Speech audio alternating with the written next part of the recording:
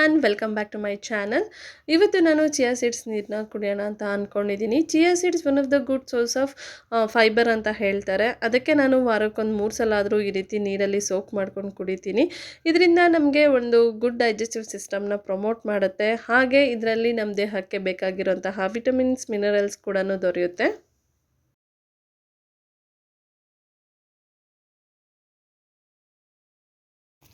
ಇತ್ತೀಚೆಗೆ ನಮ್ಮ ಆರುಷಿ ಲ್ಯಾಪ್ಟಾಪಲ್ಲಿ 3D ಪೇಂಟಿಂಗ್ ಮಾಡೋದನ್ನ ಕಲಿತಿದ್ದಾಳೆ.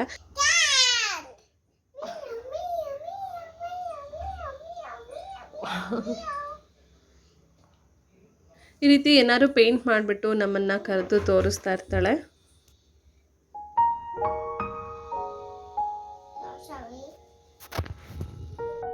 ಇದು ನಮ್ಮನೆಗೆ ಈ ವರ್ಷದಲ್ಲಿ ಫಸ್ಟ್ ಟೈಮ್ ಮ್ಯಾಂಗೋ ತಂದಿದ್ದಾಗ ಮಾಡಿದಂತಹ ವಿಡಿಯೋ. ಮ್ಯಾಂಗೋ ನೋಡ್ಬಿಟ್ಟು ನಮ್ಮ ಆರುಷಿ ಮ್ಯಾಂಗೋ ಬೇಕು ಅಂತ ಕೇಳಿ ಕಟ್ ಮಾಡಿಸ್ಕೊಂಡು ತಿಂತಾ ಇದ್ದಾಳೆ. ಸಾಕಾ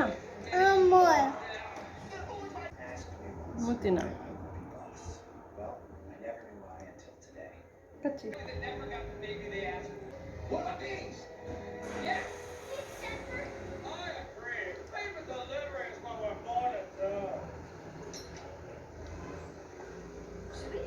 ಹಾಗೆ ಇವತ್ತು ನಾವು ಪ್ರಾನ್ಸ್ ಕೂಡ ತೊಗೊಬಂದಿದ್ವಿ. ನಮ್ಮ ಶಂಕರ್ಗೆ ಪ್ರಾನ್ಸ್ ಅಂದರೆ ತುಂಬ ಇಷ್ಟ. ಅವ್ರು ಹೊರಗಡೆ ಎಲ್ಲೂ ತಿನ್ನೋದಿಲ್ಲ.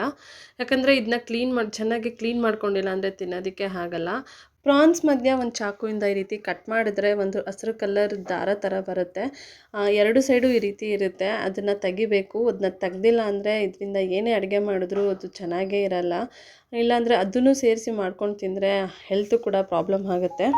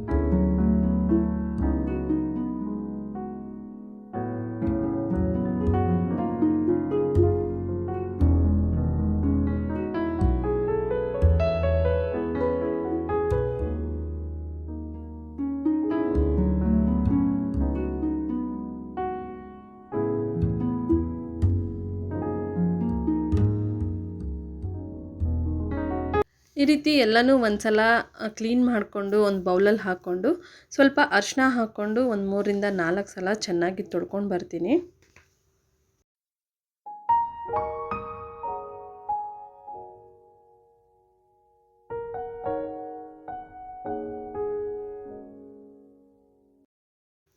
ಇವಾಗ ನಾನು ಸಿಂಪಲ್ ಆಗಿ ಬೇಗನೆ ಮಾಡ್ಕೋಬಹುದಾದಂತಹ ಪ್ರಾನ್ಸ್ ಡ್ರೈ ಫ್ರೈ ಮಾಡ್ತಾಯಿದ್ದೀನಿ. ಇಲ್ಲಿ ನಾನು ಒಂದು ಪ್ಯಾನ್ಗೆ ಒಂದು 3 ರಿಂದ 4 ಚಮಚ ಆಗೋಷ್ಟು ಎಣ್ಣೆನ ಹಾಕ್ಕೊಳ್ತಾ ಇದ್ದೀನಿ. ಎಣ್ಣೆ ಬಿಸಿ ಆಗಿದ ನಂತರ ನಾನು ಇಲ್ಲಿ ಒಂದು ಅರ್ಧದಷ್ಟು ಈರುಳ್ಳಿ ಕಟ್ ಮಾಡಿ ಹಾಕ್ಕೊಳ್ತಾ ಇದ್ದೀನಿ. ಈರುಳ್ಳಿ ಸ್ವಲ್ಪ ಹೊತ್ತು ಫ್ರೈ ಮಾಡ್ಕೋಬೇಕು.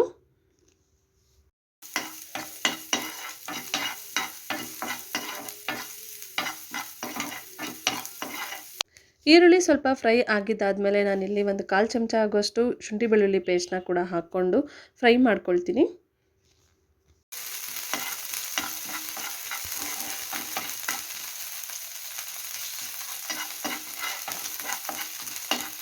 ಶುಂಠಿ ಬೆಳ್ಳುಳ್ಳಿ ಪೇಸ್ಟು ಹಸಿ ವಾಸನೆ ಹೋಗೋವರೆಗೂ ಹುರ್ಕೊಂಡ್ರೆ ಸಾಕು. ನಂತರ ನಾನು ಇದಕ್ಕೆ ಪ್ರಾನ್ಸ್ನ ಹಾಕ್ಕೊಳ್ತಾ ಇದ್ದೀನಿ. ಇವಾಗ ಇದಕ್ಕೆ ರುಚಿಗೆ ತಕ್ಕಷ್ಟು ಉಪ್ಪು, ಹಾಗೆ ಸ್ವಲ್ಪ ಅರಿಶಿನ, ಹಾಗೆ ಒಂದು ಅರ್ಧ ಚಮಚ ಆಗುವಷ್ಟು ಅಚ್ಕಾರದ ಪುಡಿ, ಹಾಗೆ ಒಂದು 1/4 ಚಮಚ ಆಗುವಷ್ಟು ಧನಿಯಾ ಪುಡಿನೂ ಹಾಕ್ಕೊಂಡು ಎಲ್ಲನೂ ಮಿಕ್ಸ್ ಮಾಡಿಕೊಂಡು ಸ್ವಲ್ಪ ಫ್ರೈ ಮಾಡ್ಕೊಳ್ತೀನಿ.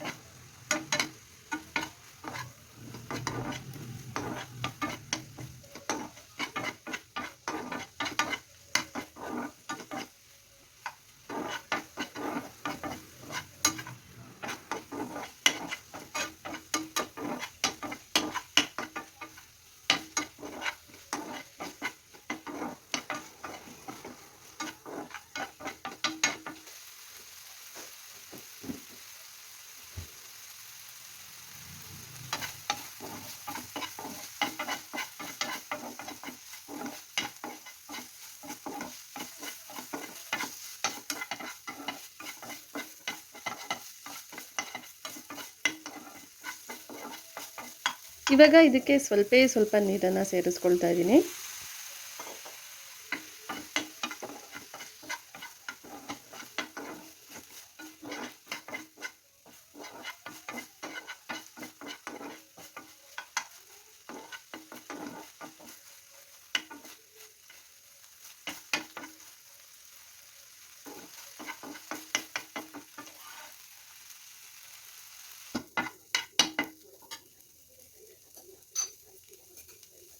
ಇಷ್ಟು ಫ್ರೈ ಆಗಿದ್ದಾದಮೇಲೆ ಇದಕ್ಕೆ ಅರ್ಧ ಚಮಚ ಆಗೋಷ್ಟು ಮೆಣಸಿನ ಪುಡಿ ಹಾಕ್ಕೊಂಡು ಅದಕ್ಕೆ ಒಂದು ಸ್ವಲ್ಪ ನೀರನ್ನ ಸೇರಿಸ್ಕೊಂಡು ಫ್ರೈ ಮಾಡ್ಕೊಳ್ತೀನಿ.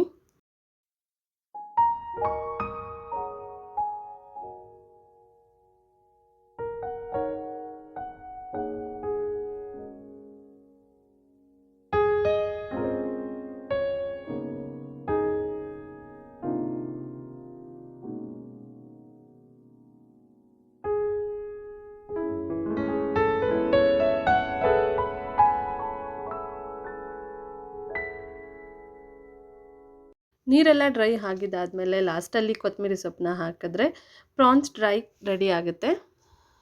ಇದು ನಾನು ಮಾಡೋ ಸಿಂಪಲ್ ಪ್ರಾನ್ಸ್ ಫ್ರೈ ರೆಸಿಪಿ. ಈ ರೆಸಿಪಿ ಇಷ್ಟ ಆಗಿದ್ರೆ ಲೈಕ್ ಮಾಡಿ, ಶೇರ್ ಮಾಡಿ. ಹಾಗೆ ಯಾರೆಲ್ಲ ನನ್ನ ಚಾನಲ್ನ ಇನ್ನೂ ಸಬ್ಸ್ಕ್ರೈಬ್ ಮಾಡಿಲ್ಲ ಅಂದರೆ ದಯವಿಟ್ಟು ಸಬ್ಸ್ಕ್ರೈಬ್ ಮಾಡ್ಕೊಳ್ಳಿ.